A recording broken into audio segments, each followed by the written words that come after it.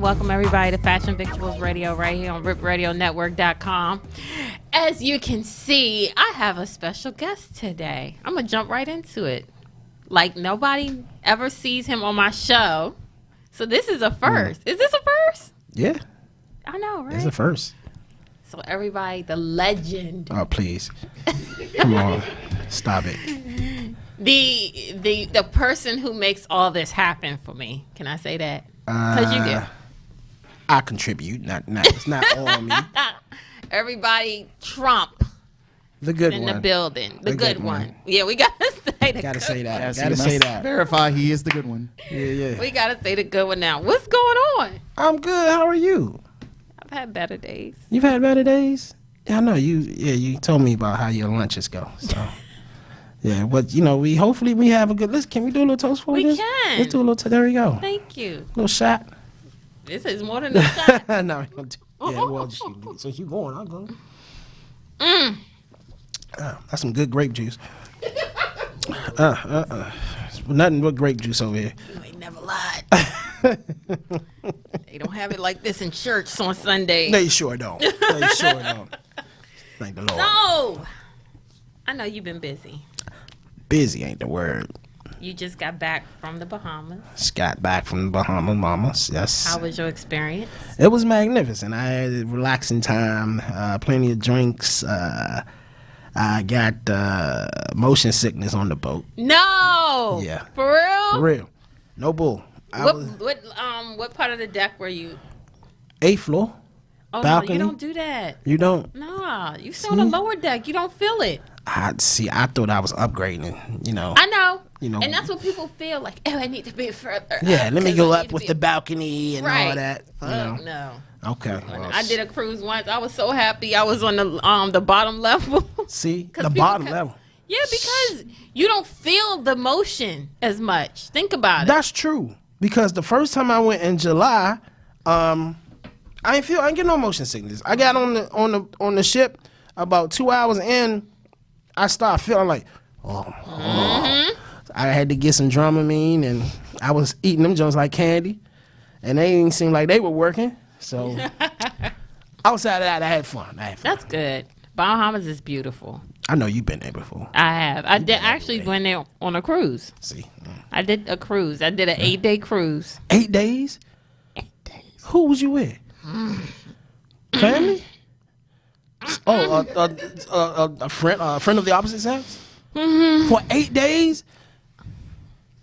Don't ever. Don't ever. Let me tell you something.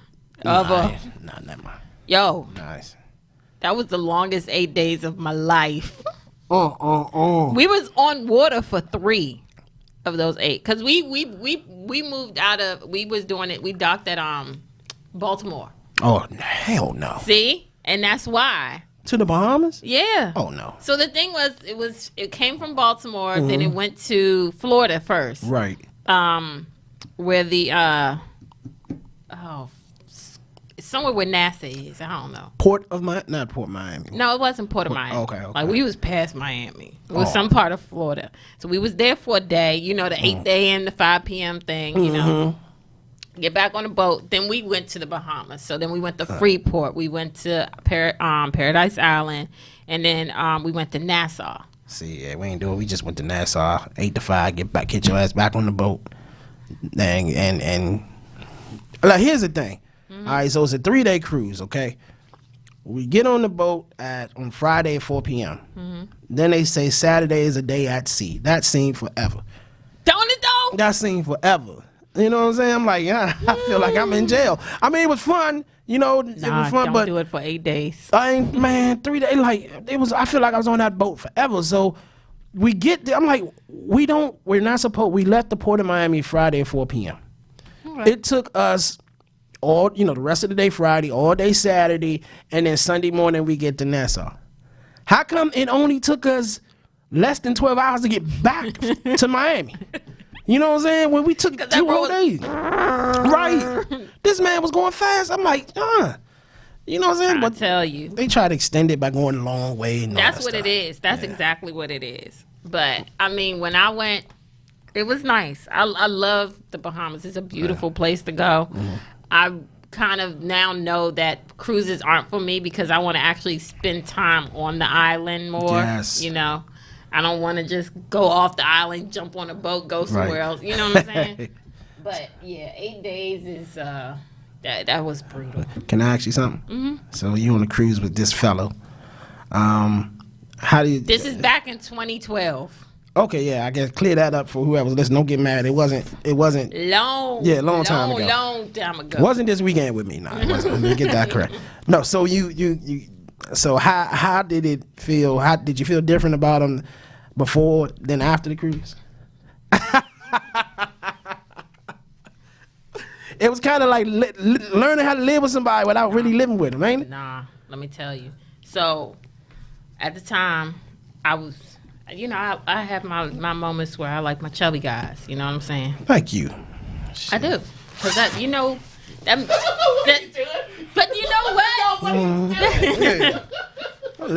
you go. That's what it is. Damn right. The thing is, the reason why I like chubby men or big men is because I eat good. Yes. Yeah. Y'all can snore loud together at night. Yeah. Mm-hmm. We was always eating. You hungry? Hell yeah. Damn right. That's what I'm talking about. That's what it was. So this particular person I was dating at the time was about 360. How tall? 8 feet? No. He was 6'4". Oh, he was a big man. He was a big dude. And, certain excursions you may want to do. Yeah. Your weight limit is there. So like riding ATVs. That's out of the question. No. The weight was 315, 320, something like that. Could you go jet ski? We wouldn't be on the same jet ski together. So he got mad. Because I was like, oh, let's ride the ATVs. Then I was like, oh, never mind. And he was like, wow. I was like, well, we could just do something else. Like, I'm trying to be, right, aware of, he got mad and ruined my whole goddamn vacation. I know you was like, you couldn't wait to get off that ship. Like, I won't wait till we dock. Oh, buddy. I tell you.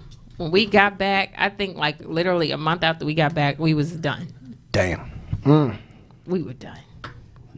I was good. I was fine with that. That's the thing. I was fine being done.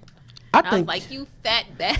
That now he's fat all of a sudden. Now you like chubby man. Now after the cruise, he's fat. See, ain't right. Cause it was like you put me through so much on that cruise.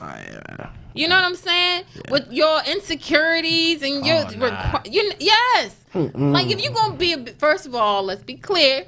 I love big dudes. More power to y'all. But when y'all got to carry yourself with the confidence too. Got to. That's what I'm saying. And he didn't. And it wasn't even like he was a bad looking guy. He was just thick. He was big. See, and I'm like, you know what?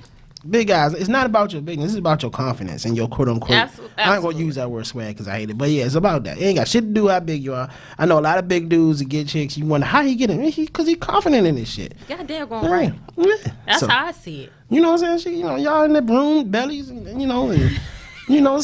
all types of noise on the cruise. You know what I'm saying? Everybody in the next room know what's going on. Motion sickness in that room. I bet he's so big. Y'all getting shit, that's motion sickness for you.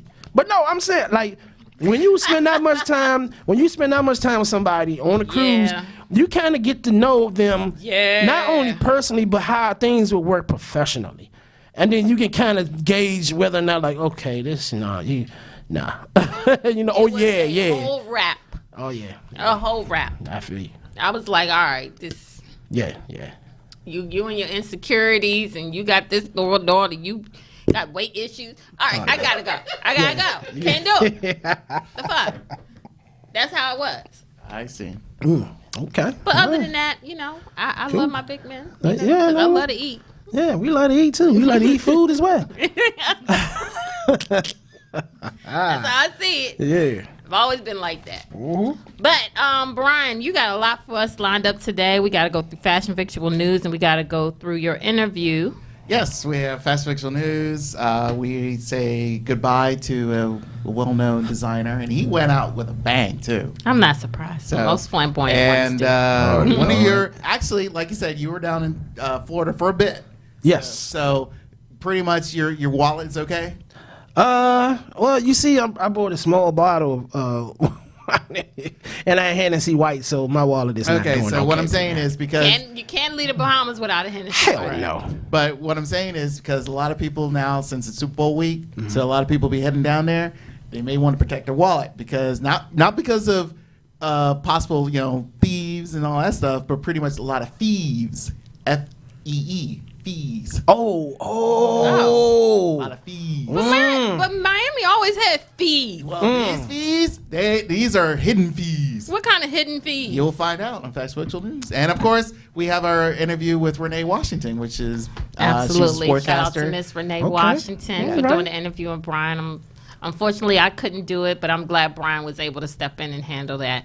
And then we're going to go to the editorial shade. Yeah, which Trump, he love Trump this. is going to be great for the editorial shade. So we're going to take a quick break, and when we come back, we're going to jump into Fashion Victual News right here on Fashion Victuals Radio. Stop the chubby hate. Stop that shit.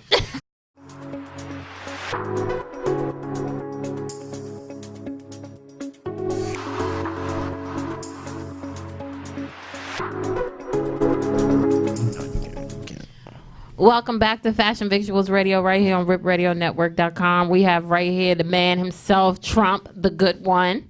Look, hey, I try to look at TV, but Brian put me on this side, which is pure evil. But it is what it is. Oh, gosh. All right, Brian, we about to jump right into Fashion Victual News. What you got for us? All right. Let's see. It's always about the batteries. Yes, it's about the batteries. Anyway, Fast Victual News brought to you by nothing. Brought to you by this Super Bowl. There we go. How about that? Or the big game. Yes, or the big game, as everyone likes to call it, because they don't want to get sued. But anyway, last week, Jean-Paul Gaultier. Yeah, the innovative designer who created the most. That wrong. Huh? I think he spelled his last name wrong. I don't know. I checked it up on the internet. Just to be I think it's IER. Whatever. Jean-Paul Gaultier. Yeah, we'll re-edit it during the re-air. He is very famous in the fashion Yes, industry. he is. So the innovative designer who created the most iconic corset for Madonna back in the early 90s. Yes, if you remember that. Yes. So pretty much he, this past week, presented his final collection in Paris. His collection featured almost 200 outfits, which was displayed by notable current supermodels. Winnie Harlow. Yes, Winnie Harlow was one of them. Yes, Gigi, yep, that's Gigi Jill as they bring it up. There you go. Gigi and her sister, the most beautiful woman in the world, according to the Golden Ratio of Pi, Bella Hadid. Gaultier said that after the show, I love fashion and I will continue with a new approach, in parentheses, just taking a back seat. And that's it's nothing wrong with that. It's definitely nothing wrong with that. So here's some of the looks that he presented. He had this nice sailor look. Again, there's the corset and bustier. He Playing with her nose on. Yep.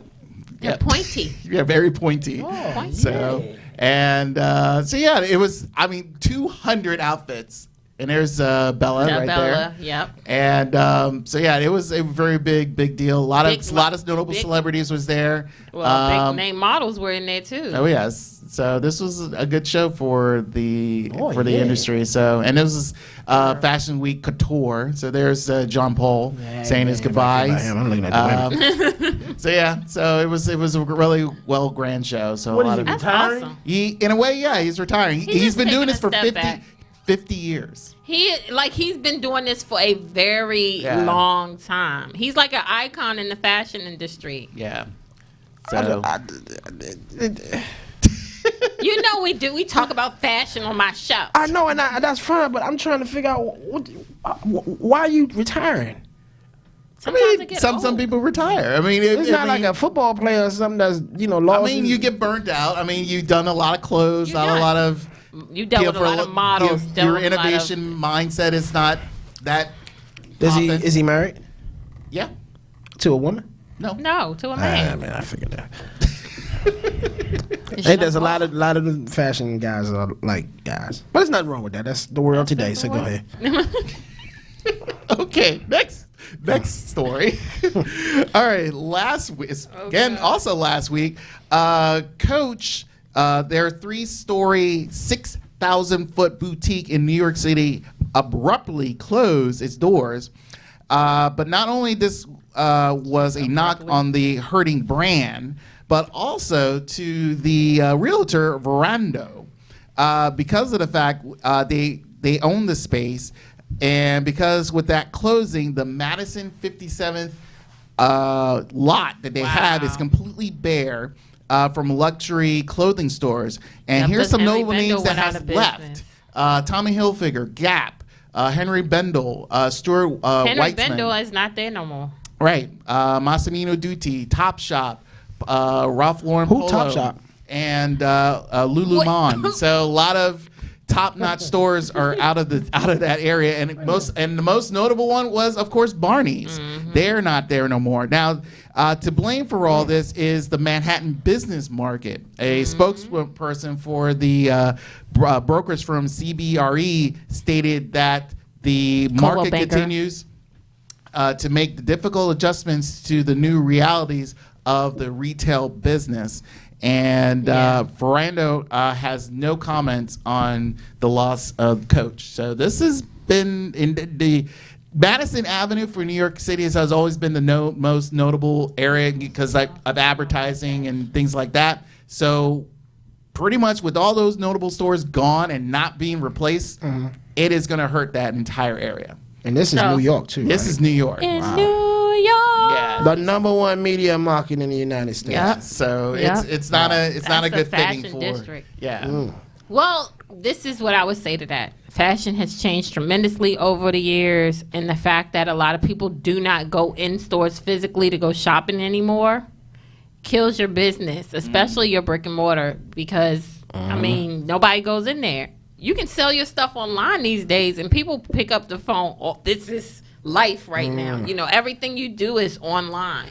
But I think the unfortunate thing is, I really believe this is the real Hell, sad some of these part. retailers may save some money. Right. Well, at the same time, but then again, when you purchase a dress, and this happens a lot, and a lot of people don't want to admit this. You know, you purchase an outfit, it doesn't fit. It's either too big or too tight. So you have to ship it back. So that's more money to cost, the incentive cost of, hey, we got to ship it back instead of you going to the store, try it out, don't work, okay, try another size while you're in the store.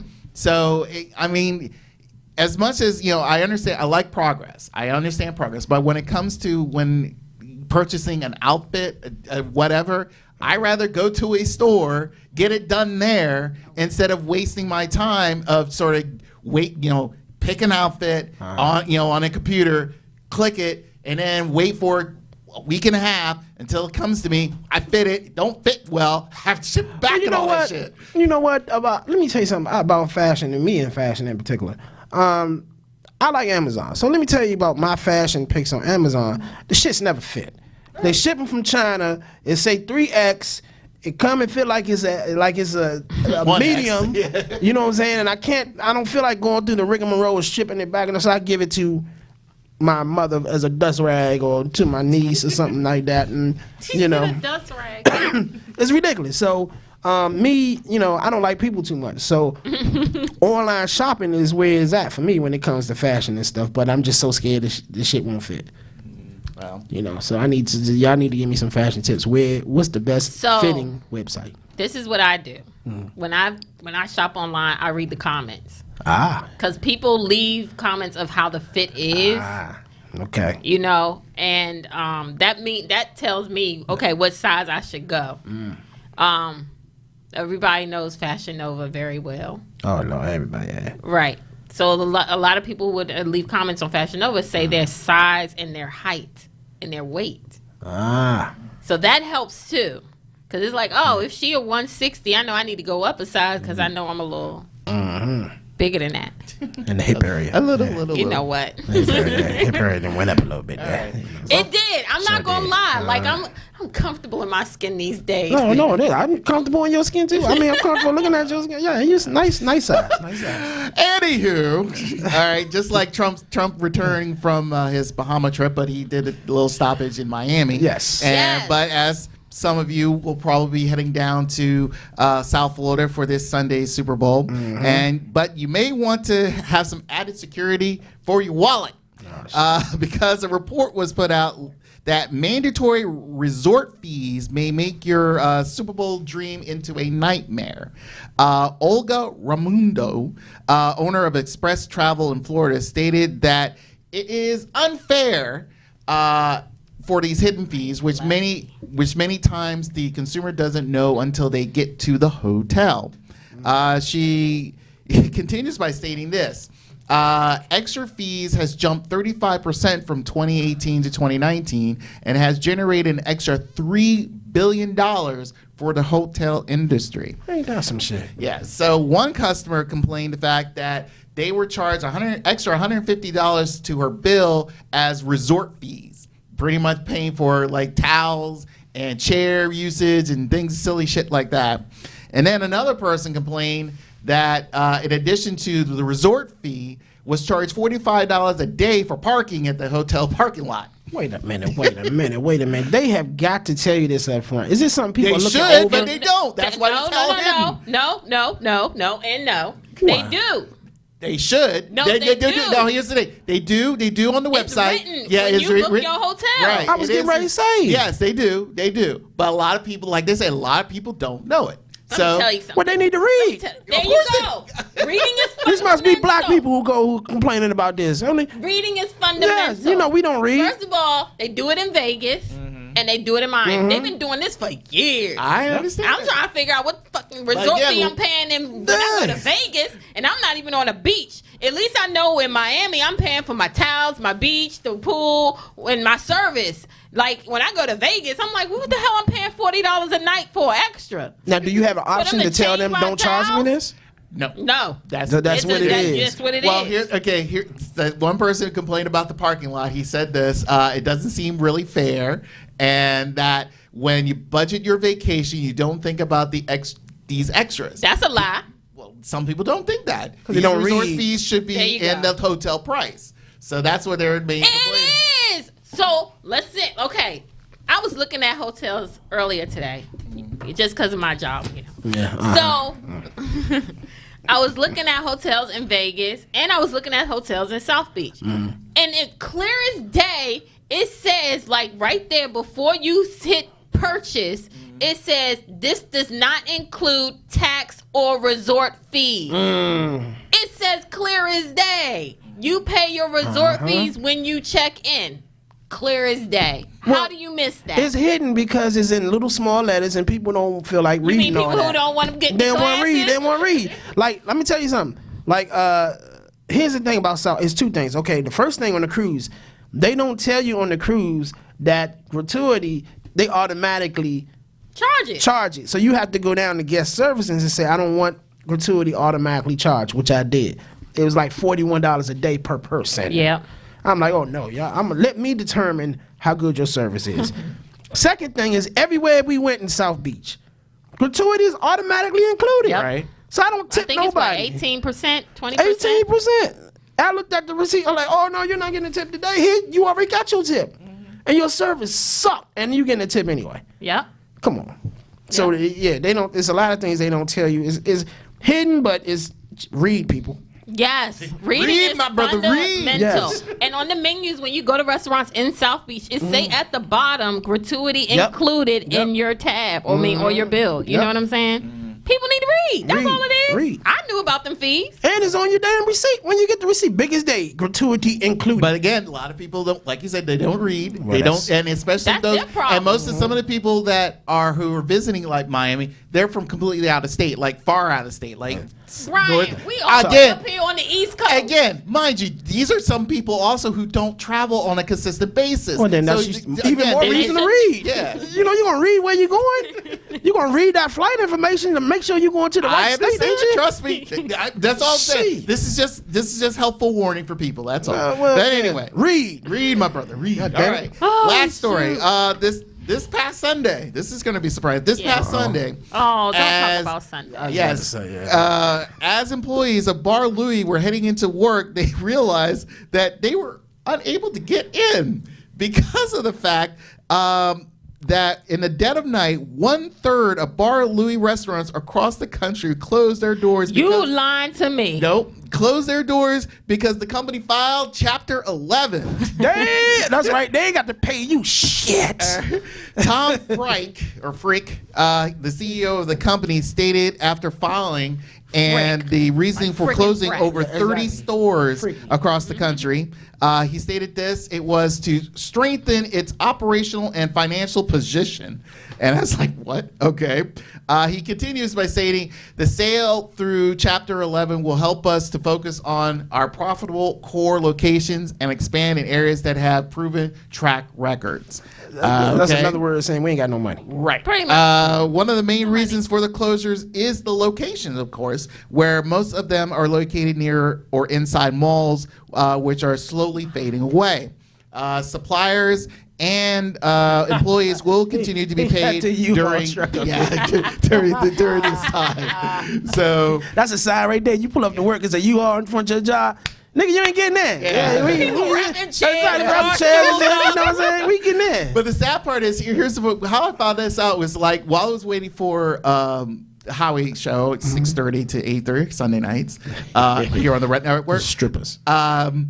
I looked her and I was like, I saw the notice fact of Bar Louie because there's 2 Bar Louies in the Montgomery County area. It is. It's one in Wheaton that they just opened. Yeah, It is? They only opened for like about a year. Yeah. About a year. That one is closed? And that one's closed. That's one of the closed ones. It just opened. It just opened for about a year. I was just ready to go to that joint. You And just then, said and something. then the one in Rockville that closed, and that's been open for I 2 ain't years. surprised about the one in Rock. Damn. So But the one in D.C. still open, isn't it? no.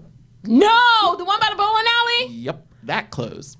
So pretty much those in the DC area are There's no Bar Louis in this area. No. I've never been to a Bar Louis. Really? It's not bad. It's not bad at all. The food is pretty good, and It's it's a nice bar-y look. But I mean, And then they all closed. in I this be area. damn. I ain't never go to one. The only one that I Go think to is Yard open would be House. the one in Germany. Yard House. You in this Yard House. I love Let's go Yard there. House. Let's go to Yard House together When? on your lunch break. You gonna come to Gettysburg? Yeah, Gettysburg ain't far from me. I'm in Silver Spring. Oh, yeah, that's right. I take 200 up there toll. Yeah, I'll no get up there in bull. That's 15 like minutes. 15 minutes. Yeah, shit. We gonna talk about that. We gonna talk about that. So, but that's Fast Victual News. Thank you, Brian. We're going to take a quick break, and when we come back, we're going to get into the interview that Brian had that he just kind of didn't include me on, but it's okay. I'm just joking. You went off to do some shopping. Did I? Yeah, She- because I had to. She went to cover for Dubai you. to do some I shopping. had to cover for you. You'll find Where out. was I? He's probably on lunch break. Renee Washington, for ladies and gentlemen. That's who you'll be seeing after the break. She said, "I like that." Our name. musical. Anybody Right named here, Renee Fashion Victuals turn me Radio. on. I like Renee's. Why you like Renee? Well, welcome back, folks, here on Fashion Victuals. I am, the super producer, Brian. Tiara, she found out there's a sale somewhere, so she's going to step out for a bit. But with me today is Renee Washington. She is a sports reporter out in the tri-state area, but she does occasionally come to the D.C. area for Washington Mystics and Wizards games. But then again, she does other things, too. She models. She's getting into acting and things of that nature. So, well, except for me trying to, tell her about her business, let's bring her in. So, Renee, how you doing? I am good. Thank you so much for having me. It's a pleasure being on the show, and I'm excited to be here. All right, great. Now, first off, you pretty much, reading your bio, you initially was a soccer player out of LaSalle University. So tell us briefly of that little tidbit of your career. Absolutely. So soccer or sports in general is really where I got started as an athlete. I played basketball growing up, ran track. Soccer was my best sport, my main sport, which I played in college, as you mentioned, with LaSalle University, and even had the chance to play professional and coach college soccer. So I've been able to be a part of the sport at many different high levels. And for me, I was a 3-time All-American. I was a part of such a great program. We made history, broke records. And it seems like at that time, when I was given that call and the opportunity to go into professional soccer, that was, what was the logical next step for me to make. But it was at that point, once I got to that level and started playing, then I realized, you know what? My passion is moving in a different direction. So I've transitioned from being a player, and I still do coach, though, just not at the college level, but being a player to being a reporter to even expanding beyond that, as you mentioned, to get involved in other areas. Modeling is something that I've always wanted to get into, and was fortunate to be able to start getting into that when I was getting my master's degree in coaching at Lehigh University. And so that was a door that opened, as well as some acting opportunities. I've been doing motivational speaking. I'm in the process of writing books. So just trying to expand beyond just being, or I should say being more than an athlete, which is something you hear a lot of nowadays with athletes in general. So you're trying to be doing more than, just, quote unquote, shut up and dribble type of scenarios, right? Exactly. So with that in mind, when you made that transition from being, doing things on the field and trying to do things now off it, especially with the reporting, was that initially what you went to school for? I mean, because normally when athletes retire, somehow they instantly are on television and as an analyst for whatever their sport is. I mean, was that pretty much your main thing, or you felt like you had to go back to school and learn it a little bit? Yeah, so my undergrad degree was actually in communication. And while I was at LaSalle University, I had a number of internships, and through everything, I actually was more focused on public relations, which is the direction I thought I was going to go into. And it was my junior year, and I will never, ever forget this day in this conversation, where I realized, you know what? As much as I enjoy PR, I enjoy so much more the craziness and the chaos, so to speak, of sports broadcasting, and having every day be different. Not being stuck at a desk every day, working a 9 to 5, being out in the community, out at games, having conversations and interviews with people, telling stories, of players, teams, coaches, whatever, fans, whoever it may be. So it aligned perfectly where I was able to take the skills that I had and the internship and experience that I had in PR to transition, since I was already doing video editing, interviewing, writing, and things like that, to just change the type of content I was creating, but still working in the same realm. So fortunately, I did not have to go back to school for it. All I had to do was kind of just change my focus and mindset to heavily pursue it. And that in itself was, I know we don't have all day, so I'll just sum it up that it was not a quick and easy transition and by any nature. It took years to make that full transition, but, it's something that, looking back, I'm happy that I had the support, encouragement, and honestly the faith to know that this is what I want to do, and I'm gonna make that move to pursue what I think is gonna make me happiest in life. Okay.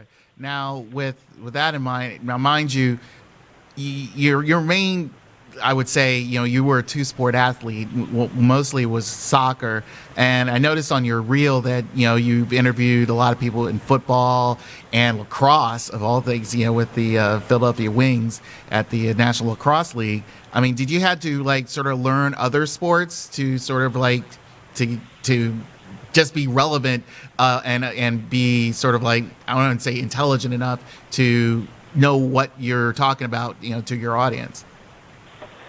So I was fortunate that I grew up, because I did grow up playing sports, I had a very wide range of sports knowledge.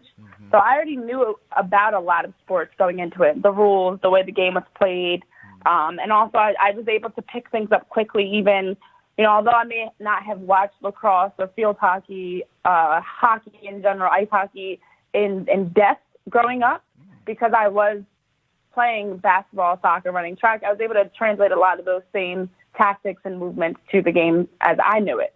So fortunately, the transition was not hard because I'm a sports junkie, so I was able to pick up on it quickly. And working with the National Lacrosse League, working in high school sports, which was actually where I started in high school sports, I covered every single sport. In the fall, I covered football, soccer, field hockey. I covered volleyball and basketball, ice hockey in the winter, swimming. I cover lacrosse in the spring, softball and baseball. So I was literally learning and covering every sport through high school, which allowed me to have a platform where it wasn't as much pressure, obviously. It's not like I jumped right into sports, but really to learn the game angles, the stories, the different things that go along with each sport that makes them unique. So when I was afforded opportunities like working in the National Lacrosse League or the Arena Football League, obviously now it's a lot easier for me covering the Mystics and the Wizards, being that I grew up playing basketball, but I was able to really transition into lacrosse specifically. Football, basketball, soccer, those have always been my wheelhouse. I grew up watching them. I grew up playing them. So that was not something I really had to learn, but actually just had to build credibility as a female and a young female at that, just having people understand that I'm not here just because I'm a woman and just to be a pretty face, but I'm here because I love sports. I understand sports, and I want to talk about them. So that was actually a bigger transition more than learning it. And I feel like now I'm in a position I don't really have to, I don't have to speak up for myself or defend myself. I feel like a lot more people understand, especially once I say, I'm a three-time All-American. I play professional soccer. I work with ESPN and Fox Sports. Like, people get it. Whereas when I first got started, I had to build a lot of that credibility because, unfortunately, there are a lot of stigmas and stereotypes around women in sports. With that in mind, was there any role models or maybe a mentor for you helping you getting into this business, or even try to sustain it? Because like you said earlier, pretty much, a lot of women initially when they were first coming on to the scenes, the sports scene, so to speak, it was more like the sense of, oh, we have a pretty face on the sidelines. And it's like, oh, okay, it's more than just, in a sense, it's a cheerleader with a mic, in a sense, a lot of people would think. But, was there someone, let's say, for you to say, hey, you are able to do this business, and let me help you, guide you into a bigger and better stratosphere? Yeah, so I have had a number of mentors along the way. I come from a sports family, which helps. I mean, aside from my immediate family, which we are all always watching talks about in my family, my aunts and uncles are also the same way. My cousins, like my family in general, that's a norm for me. So it actually was odd to me when I got into reporting and people were like looking at me differently. I'm like, what? I'm used to talking about sports all the time. I grew up talking about sports. We would debate. We would get into, we watch games every night. So it wasn't even, when it came to me wanting to pursue sports broadcasting, it wasn't even with any surprise that I had family that was supporting me. And then I had mentors that I developed along the way, people that were working in the industry that gave me a lot of tips and advice, helped me make networking connections, helped me just to learn and grow on any aspect of the field. But for me, I'm a tomboy at heart. I sometimes in a heartbeat go out and cover games in sweats and no makeup or whatever else. So it wasn't hard for me to really build that connection and show that I'm an athlete too, at heart. But I'm fortunate that I did have a lot of mentors and the support to help me and to guide me along my journey. So yes, I would not change, I don't even know who to begin to thank because there's just so many people, but it's been a number of people that I'm so appreciative of. Okay. Well, let's walk towards the runway. So, I mean, with your modeling, is that pretty new for you, or is that something I read in your bio that you kind of always wanted to do that? How did you step into modeling? Yeah. So during my 2 years at Lehigh was really a time where I took a step back and started learning and growing in different directions. So while I was there, I was working with the Lehigh Sports Media Department, doing the highlights and stuff in sports. But then I also was getting heavily started into modeling. So there was a local agency up in that area that I started working with, taking classes, just learning the ins and outs of everything from runway to editorial and commercial shoots to reading teleprompters, script reading, every single aspect of modeling, acting, being in front of a camera in a different aspect than what you would have as a sports reporter. And I mean, I feel like everybody has, well, not everybody, a lot of people have the cliche youth stories of their parents putting them into acting and stuff as kids. I did have that. I grew up, I was a part of the drama program and my high school, and actually that's a lot of where my passion for acting even comes from and stems from, because I've worked in plays and things like that, but it wasn't until I got to grad school that I really was able to refine some of those skills as a model and start to have that confidence, because I never had that growing up.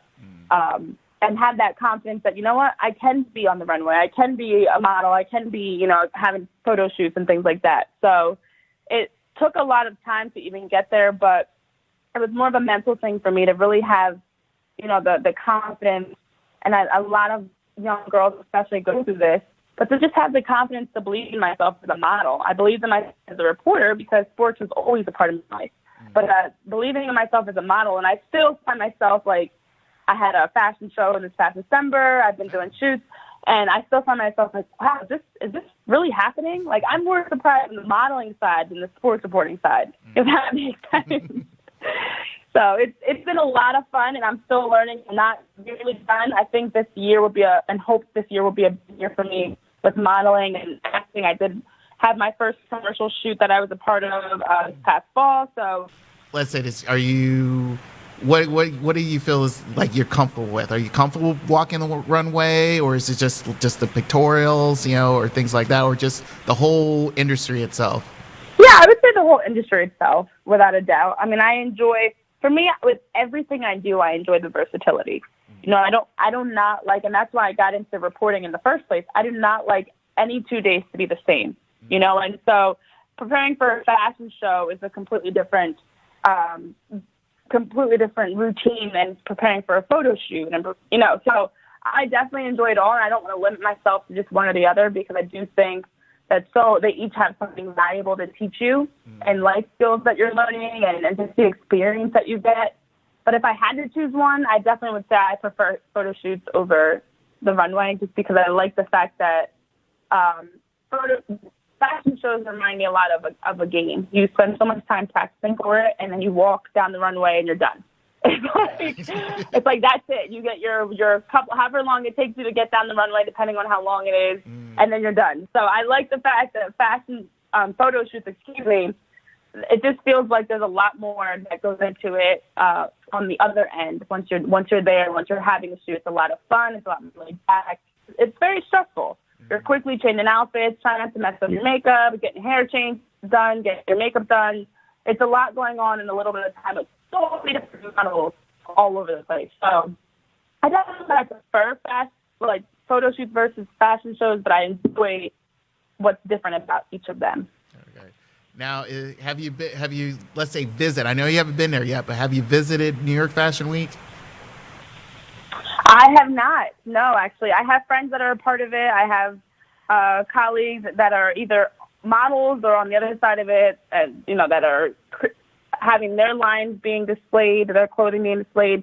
I have not had a chance to get there, and that's something that, for me, in this point in my life, I feel like I'm in a comfortable spot with reporting and have actually been shifting towards putting more focus and energy into modeling, because I want to build that side up as well. So my hope is that I can now move forward and continue to go to, I've been going to some, but going to some more events. There's a lot going on around all of the fashion weeks, New York, Philly, whatever it may be. But I do have some casting calls and things coming up this upcoming year, whether it's with the company that I model for, Savage Series, or some of the other photographers and what I've been working with. So this year, I think, is the year that we'll see a lot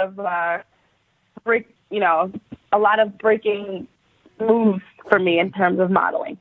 Okay, cool. Hopefully. Fingers crossed, as they say. Fingers crossed. Now, back to sports for a little bit. Now, for you, and I feel like pretty much of late, there's been a lot of I wouldn't say scrutiny, but just I feel like a lot of women commentators, sports commentators, they are always somehow in a weird, controversial situation. And it's just off of a simple comment. And I'm mainly referring to Jameel Hill's comments a couple of years ago, and where she was, unfortunately let go from ESPN. And I'm not, you don't have to comment because you're, still under contract with them. But my main thing is, how do you feel about speaking your mind, and especially when it comes to certain situations like in sports? I've heard about a couple of years ago with an issue with the Baller brand, the gentleman there, and he had an issue with one of the commentators on the show that he was on. Do you feel like where you know your sport, you know what you're talking about, and then have someone coming in and say you shouldn't be saying that? I mean, how do you feel about someone's like negating of what you're saying, and even though you are competent of saying that? Yeah, unfortunately, I don't think society has fully caught up yet with the idea of women in sports or just women in positions of power. And so I do often see, and I have dealt with this a number of times already, where you say something, whether it's in a meeting and you bring up an idea, or it could be, a topic you discuss or a point that you make, where it's kind of like, oh, you don't know what you're talking about. You're just a woman. And in so many words, it might not be said that blunt, but in so many words you can infer that is what the person is saying without saying it. And unfortunately, that's actually something that I've dealt with, and I know a number of women in all aspects of their career, higher than me or just getting started out, that have dealt with it. And it's something that you do have to pick your battles, because I also deal with it as a Black woman. I'm a double minority, right? So I deal with it from the racial side and gender side. So it's something that I know that I probably will continue to deal with. As you mentioned with the instances you bring up, and there have been a number of other instances that have happened over the years, but I just think society hasn't fully caught up to the idea of women fully having an opinion, fully being able to weigh in on the conversation. We're just starting to see women in sports that are holding positions like play-by-play, or being more than just an anchor or a host, but also being a panelist, being an expert, being an analyst. So it's going to take time, and that's where I always try to think of the bigger picture, and whether it's, there are ways to handle them.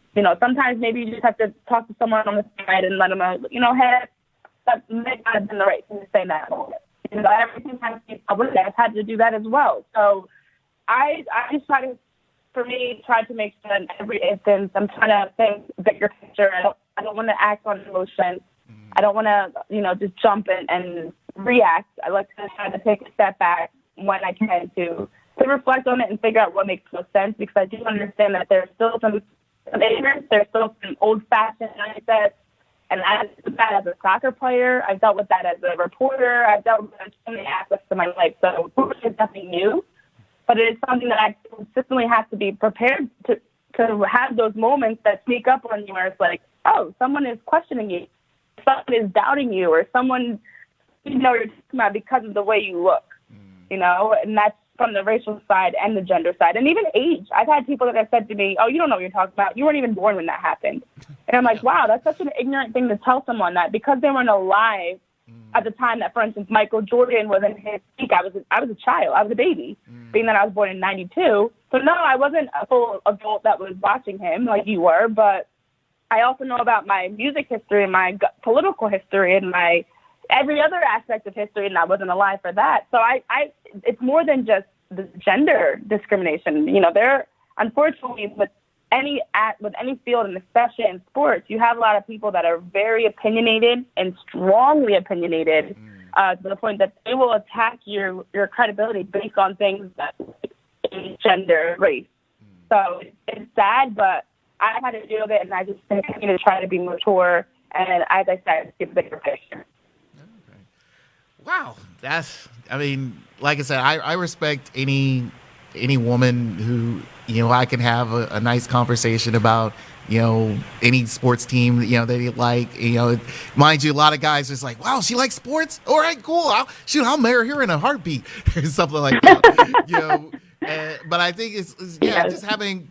I think having that type of dialogue, like a few months ago, I had a conversation about, with some group of friends, and one of them was a lady, and she was talking about the New York Yankees, and she was talking about, I liked a particular squad at a particular year, and I was intrigued by that statement, because normally it's like you hear a girl or any woman saying it's like, oh, I just like the Yankees because of their colors or their hat. But she was going in depth about who was playing and things like that. I was like, wow, it just opens that mindset for me, thinking it's like, wow, she knows her shit. It's just like exactly. So, but I do agree the fact that like you said, it's like I don't think society has fully caught up to the fact of, like, hey, you guys are, women are more and more than just, like you said, a pretty face on the field with a microphone. I mean, I've met a lot of women commentators and reporters in sports, and I mean, mind you, I like hearing what they're saying. It's intriguing of their knowledge of this particular sport that they're covering at that time, and then I just commend you all. You guys you're doing a lot of things, and hopefully you be more than just a host and a sideline reporter. And it's good that there's more and more women coming into the inside the booth, as they say, being more than just analysts. They're actually doing the play-by-play. It's slowly but surely, but they're getting there. So right. Yeah. Thank you for that. Thank you. No problem. Well, let me wrap up with something a little bit more fun, since we are getting towards the Super Bowl. And last year we did a thing. We do this thing here on Fast Victuals called Battle of the Events. And a couple years ago we did a comparison between the Super Bowl and the NBA All-Star, because they all fall in February. So I'm going to ask you this: which event would you rather go? Not cover, just go and enjoy the whole festivities. The Super Bowl or the NBA All-Star Weekend? It's very ironic that you asked this question, because I have a group of friends and I that are all reporters. We always are trying to get to. I haven't been to either. Oh, okay. And every year we're like, we're going to go to the Super Bowl. We're going to go to All-Star Weekend, because first of all, from a reporting side, I know you said not as a reporter, it's a huge networking event. The best of the best in the industry in football for the Super Bowl and basketball for the All-Star Weekend are there. So it's a great opportunity to get out and network. But from a fun side, I think I would go, it's a tough one. I think I would go to All-Star Weekend because of the simple fact that I think the events that they do around it tend to reach a wider demographic. I think that the NFL, and this actually stems beyond just like those specific weekends, but I feel like, and you can agree or disagree, I feel like the NBA is just way more hip to what is going on in society. So the performers they have, the events they have, they're reaching everyone. Young, old, whatever race, whatever type of music you like, whatever you're into. I feel like All-Star Weekend has it. So I would definitely lean towards All-Star Weekend, and I was trying to, up until like a few weeks ago, trying to go to both. And by the way, to get a flight down to Florida and then fly or drive to Chicago, even if I had to drive. But hopefully next year I'll go, and then I think we'll be having a different conversation. Okay. Now, let's say, to sort of like add on to it, now, is there, let's say, particular, like you said, you rather, if you try to, you say you go to NBA All-Star Weekend, now would you be happy to go to this year's one in Chicago if it snows and it's like 10 degrees below zero? That is the thing with the weather this year. I would definitely have gone if I had to choose Super Bowl. I mean, it's Florida versus Chicago, and as you mentioned, we're in February, so the weather in Chicago this time of year is hit or miss. You can go out there and be snowed in and stuck in a blizzard, but you know what you're going to get down in Miami. So we had to take into consideration where it's at. I know, like, the Super Bowl tends to be, they pick different cities, but I know they've had it in Minnesota. They had Atlanta would have been nice to go to, but events are only so great if you can't go to them. Let's say you're snowing in Chicago and now you are not going to get anything. So, yeah, this year, if my finances, my schedule allowed, I would have been in Miami, not Chicago. Okay. Okay. Well, Renee, thank you for being on here. Let everyone know your social media handles and where they can reach you. So, yes, you can subscribe and follow my Fox Sports show, Beyond the Headlines with Renee Washington. It's on all streaming platforms. Also has its own social media pages. And then my personal pages, I'm on Twitter at Renee P. Wash.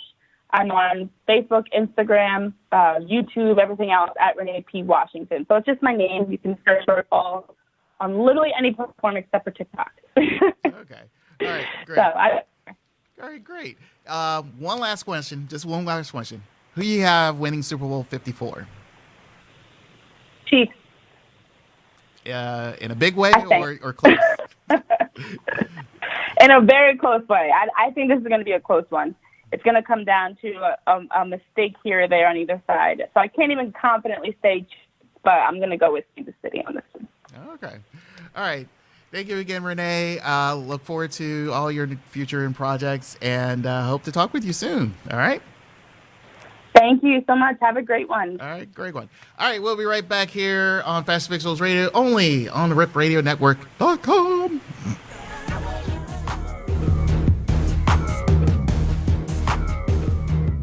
Bitch everywhere, we be getting money everywhere, yeah. They don't even know, they be throwing shade everywhere.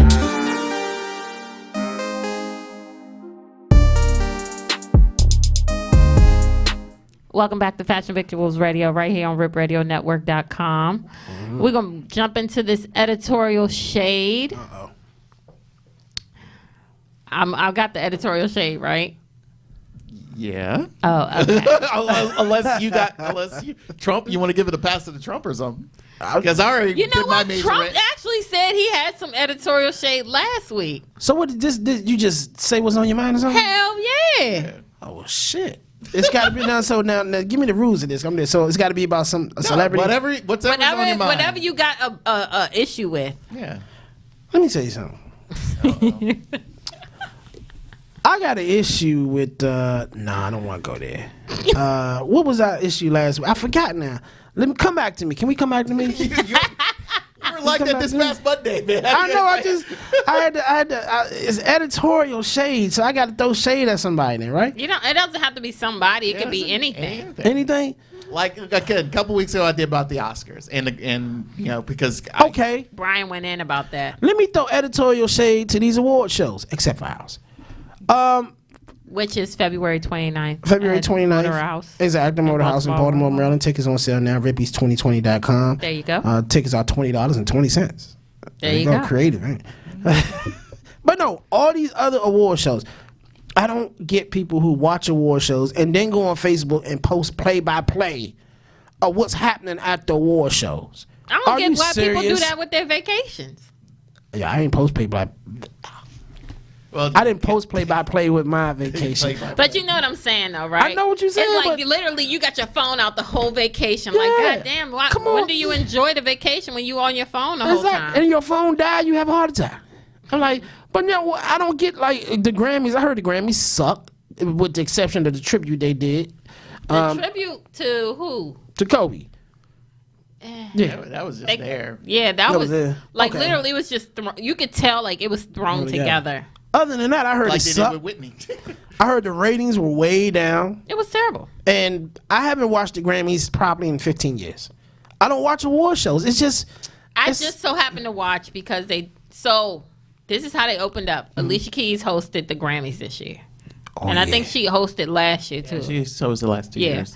So she came out and then she sung Yesterday by Boyz II Men with Boyz II Men. She's in a whole gown. Boyz II Men come out with street clothes on.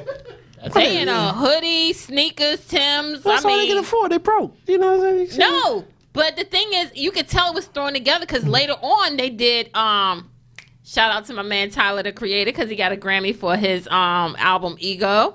I never even heard of him. Who is he? You don't know who Tyler, the Creator is? No. Oh, you gotta listen to his shit. So he sung his song Earthquake with Boyz II Men and Uncle Charlie Wilson. Charlie, who was that? The Gap Band. Oh, Charlie Wilson. Yes, I'm sorry. Go ahead. I'm not. All right, See, now. That's black card revoked right there. No. He said the Gap Man, so I know who it was. So you say Charlie Wilson. Who the hell is that? Gap Man. He was Gap Man. Thank you. Well, go ahead. So my thing is, you could tell it was put together because Boyz II Men came out with her with street clothes on, but when they sung with Tyler the Creator, they had on a whole blown suit. Well, maybe the shit came late.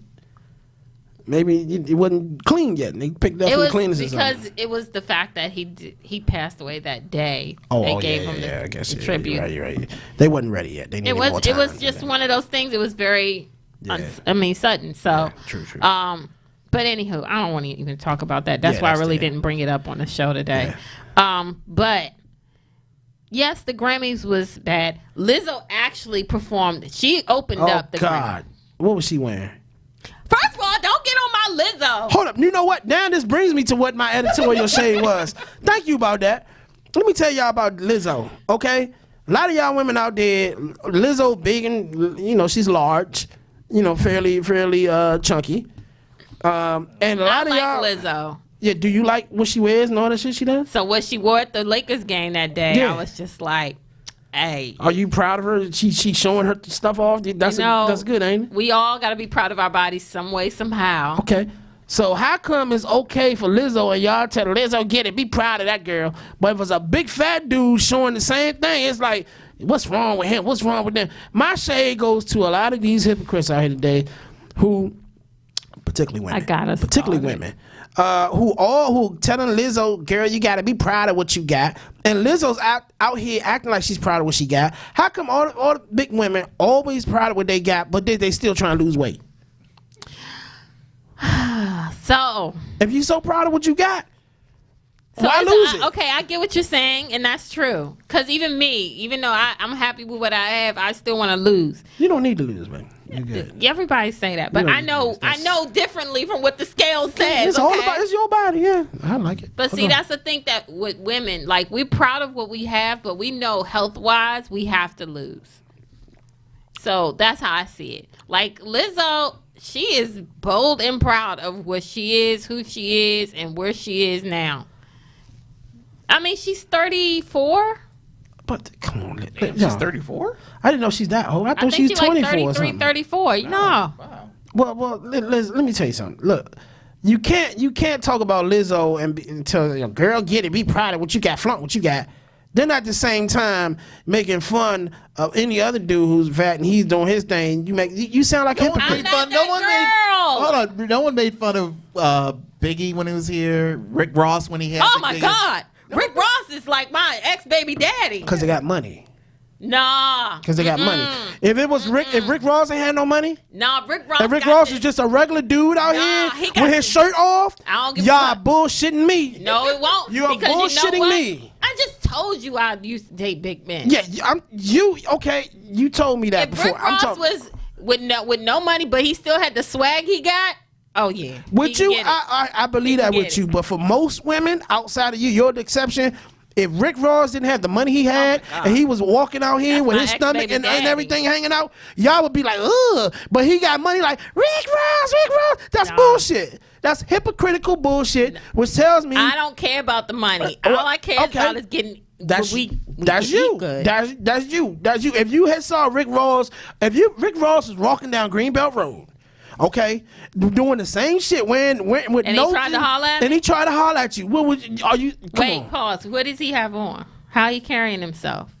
What he looking like? He ain't gotta be skinny. Right. He could be chocolate like he is now. Okay, you like chubby dudes. That's cool. You like bigger dudes. I get that. I'm talking about these or other women who out here talking about. Nah, they hypocrites. Yeah, they hypocrites. They talking about Rick Ross. Oh, he take his shirt off. He take his shirt off. He got money. And he lost weight. Right. If you saw Rick Ross working at McDonald's coming up to serve you with no shirt on. First of all, that's different. You would not bullshit. No. Well, I'll call the FDA. Yeah. You ain't lying about that. Cool. But if he was sitting in McDonald's eating, okay? Well, just sitting in there first of all, eating. I'm not in McDonald's. All right. And you ain't know who the fuck he was. He looked the same. Nothing's changed. Let me tell you something. I'm going to tell y'all a real true Rick Ross story, though. I'm going to tell you a Rick Ross story. I was in Vegas with my mom. Y'all dated? No. Oh, okay, go ahead. I was in Vegas with my mom. because every year we go to Vegas for the magic show, whatever have you. And we were leaving, I want to say it was Mandalay Bay. We were leaving the show, and Rick Ross and his whole entourage was coming in. And I promise you, for a good 30 seconds, him and I locked eyes. And I was like, whoo, boy, you can get it. I was like, I kept nudging my mom. Mom, that's Rick Ross. Mom, that's Rick Ross. Mom, that's Rick Ross. Because she know I love Rick Ross. Okay. Now, Rick Ross is tall. So what if Rick Ross is 5'6", 5'7"? Same. He ain't that tall. Okay. He like 6 feet. That's not tall. That's not tall. Taller than me. 5'2", yeah. Like, what if he was my height? Coming through there like that. My boo 6'7". See, that's that bullshit. We ain't gonna guess how we gonna throw some. I ain't gonna throw that on there. I'm gonna write that down. Hold on, let me see. Tall height shaming. That's on my next thing. Height shaming. But yeah, but again, it wasn't even about who was around him or who he was. I was just like, oh, your further can get it for real, because he just has that aura and that swag about him. True. And my thing is, if you big dude, wear it with confidence. Even a dude who played Biggie Smalls, like, you got to wear like what you gonna do? You know what I'm saying? It ain't going nowhere for at that moment. So you might as well wear like, look, this is what I got. You don't want him to be like, oh, babe, I want you to lose weight. No, because that's going to cut back on your eating. Oh, that means... Y'all don't see the logic behind it. The thing is, big dudes will spend money on food. Which and means you love food. Yes, and I can go to my 5-star restaurants like I like. Oh, see, it's a strategy. It's a method to the madness. Of course. See, no wonder you like the big dudes. Okay. They spend money on food. And plus, when it's winter time and y'all loving each other, it's cuddle time. He's going to be on top and you going to be nice and warm. Hold on now. Hold on. You know what I'm saying? Come on, Wait man. a minute. Time out. Those dynamics cannot go together. Those what? Those dynamics. Oh, dynamics. I thought she said dynamics. Like, give me that one. Dynamics cannot go together. He cannot be on top. Why not? He can control his weight. Maybe he can just push up and just, That's face down. Okay, so you face down. Yeah. And he right, on top that way. And then either I'm on top, but it ain't nah. And you just holding the belly and going for it, right? Do you smack the belly too? I mean, there's so much more to do when you got the big dude. Y'all women can be hating, but there's so much more you can do when you got a big dude. You know what I'm saying? You can smack. You know what I'm saying? I've had my experience with big guys from the time I was 21 to when I turned 30. Like, I've had my experience with big guys. So what happened? No more big guys? No. Why not? Well, I'm not gonna say no more, but I cut back a lot. See, that's you hear this shit, fellas. It was a phase. Because when you meet the other ones, they always I'm trying to be healthy. I'm trying to get my weight together. That we going to Red Lobster. We going to eat. We going to eat. I don't do Red Lobster. Well, we going to eat somewhere. I don't do Red Lobster. We going to eat somewhere. We going to eat. We going to eat good. That's what it is. We going to drink beer. No, wait, hold on now. I drink vodka. We going to drink vodka and beer. And then we'll sweat it out later on that night. Help me lose some weight. God damn it. Be my motivation. You want me down? Well, let's work at it. 400 calories per session. So, with that being said, again, I had my experience with big guys. Had.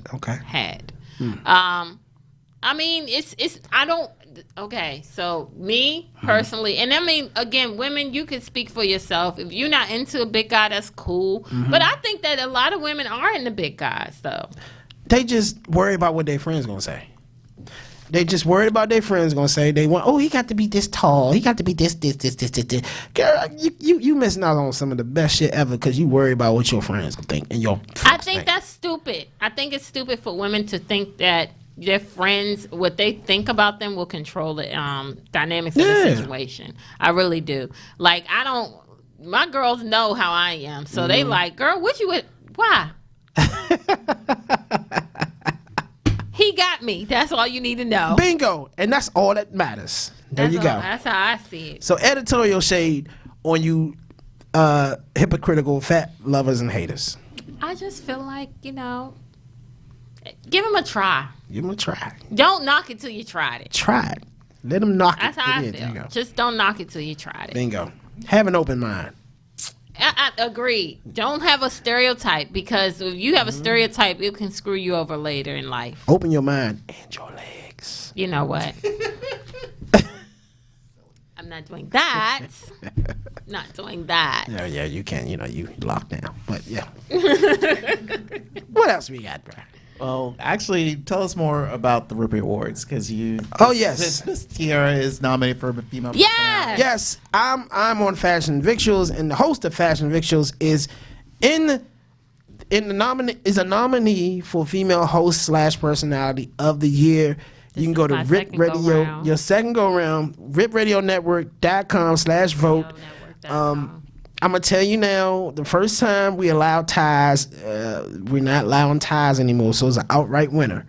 Vote for Tiara.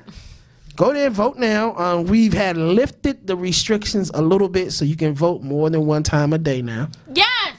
Vote! For the next couple of weeks, you can vote more than one time a day. The final week, it will be limited to one time, period. That final week. So for now, you throwing shade in there. I'm throwing shade. I'm letting y'all vote as much as y'all can right now. So get it in. Already voted for me. Vote for me again. Again, hit refresh, vote again. Hit refresh, vote again. There you go. Okay, just keep in mind everybody else is gonna hit refresh and vote again. So y'all need to go ahead and vote. For the female personality. Absolutely. The Rippies will be Saturday, February 29th on Leap Day. There's a reason for that. Y'all find out at the show. 8 p.m. to 11 p.m. Doors open at 7 p.m. Come party with us. Come party. There's no dress code. Come as you are.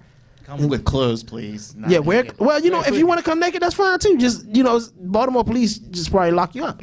But come as you are. We're going to have a pre-show from 7:30 to 8 o'clock, performance by Perry.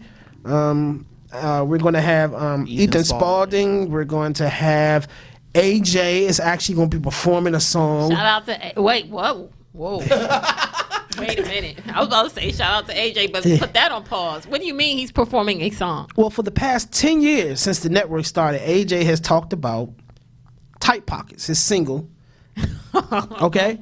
He has said it for a long time that he was going to be performing this song, okay? No. He's gotten all these features and everything. Now's the moment of truth. I'm not a feature. You have to talk to AJ. He's still taking features. He's going to be taking features up to probably 8 o'clock that night. Okay? So contact AJ. Tight Pockets will be performed. AJ and Dada are hosting the event. Shout out to Dada. Yes, indeedy. Melissa Renee. Okay? Y'all know who Floyd Mayweather's daughter's mother. Okay. Will be there. She will be presenting the show of the year. The main event at the end. Okay. DJ Little Shirts on the ones and twos. Shout out to DJ Little Shirt. And from 11 to 11:30, DJ Little Shirt is going in. It's going to be a party, dance, and everything after the event. Wait. All right. Wait. Tickets on sale now. Rippies 2020.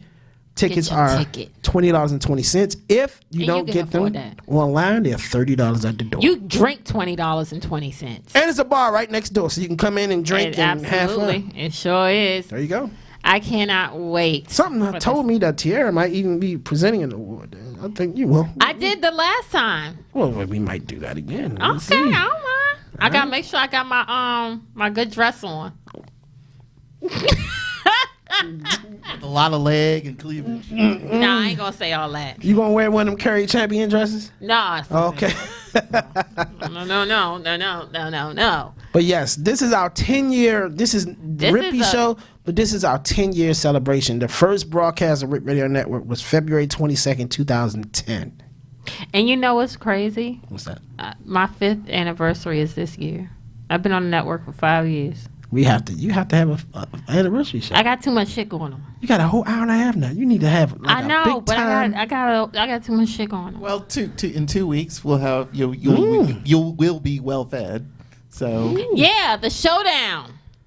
So the showdown between Brian and Miss Candace. Oh Lord. They're gonna feed us. Is this the third one or the second one? This is it's the third one. So who's won so far? Is it a rubber match? This is tactically it is really to determine because our initial meeting never happened. Well, in a way, it kind of did because it kind of did. It kind of did and kind of did because we started the show late, and apparently it was like, okay, I came in hard. She came in with like a little platter. And, you heard that, Candace? He carrying you already. I'm sorry. And so pretty much I was like, okay, so when I showed up, when I really showed up, so it kind of opened her eyes. So now, since I made the challenge again, so hopefully, she says she's going to bring it. So okay. Oh, speaking of that, if you want any vendor tables at the Rippies, the information is vendor info at ripradionetwork.com, and actually Candace is handling the vendor table. So awesome. You contact her for that. We're 6 vendor tables. I don't know how many we have left, but contact her if you have any thing you want to display at the Rippies, in the lobby, in the auditorium, everything. We got an entrance way that's going to be set up kind of like pro wrestling style. So yeah, it's going to be nice. But I'll be here in 2 weeks. What date is that showdown? Hold up, pause. What do you mean wrestling style? You know how the wrestlers, how you watch a pro wrestling show like Nitro or something, it's an entrance. Yeah. And they come out of it.